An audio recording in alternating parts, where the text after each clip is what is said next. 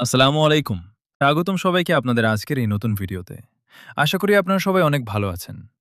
আজকের ভিডিওতে আমরা খুব গুরুত্বপূর্ণ একটি বিষয় নিয়ে আলোচনা করব।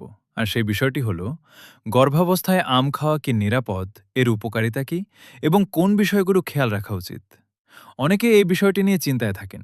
তাই আজকের ভিডিওতে সহজ ভাষায় সবকিছু বিস্তারিতভাবে জানিয়ে দেওয়ার চেষ্টা করব। তাই ভিডিওটি শুরু থেকে শেষ পর্যন্ত মনোযোগ দিয়ে দেখুন।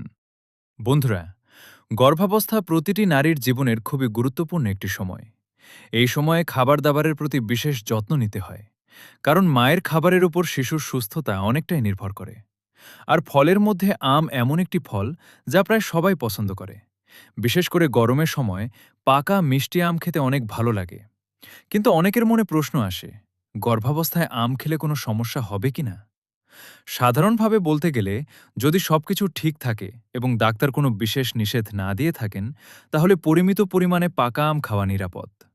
আমে রয়েছে প্রচুর পরিমাণে vitamin A, vitamin C, fibre এবং প্রাকৃতিক শক্তি, যা গর্ভবতী মায়ের শরীরের জন্য উপকারী হতে পারে।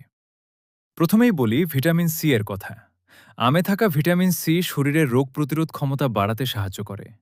গর্ভাবস্থায় অনেক সময় শরীর দুর্বল হয়ে যায়, তাই এই ভিটামিন শরীরকে সুস্থ রাখতে সাহায্য করতে পারে। এছাড়াও ভিটামিন এ শিশুর চোখ, ত্বক ও শরীরের বৃদ্ধির জন্য গুরুত্বপূর্ণ ভূমিকা পালন করে। আরেকটি গুরুত্বপূর্ণ বিষয় হল ফাইবার। অনেক গর্ভবতী মা কোষ্ঠকাঠিন্যের সমস্যায় ভোগেন। আমে থাকা ফাইবার হজমে সাহায্য করে এবং কোষ্ঠকাঠিন্য কিছুটা কমাতে সহায়তা করতে পারে। এছাড়া আমে প্রাকৃতিক চিনি থাকায় এটি শরীরে শক্তি যোগায় এবং ক্লান্তি কমাতে সাহায্য করতে পারে। তবে বন্ধুরা, সবকিছুরই একটা সীমা আছে। অতিরিক্ত আম খাওয়া ঠিক নয়।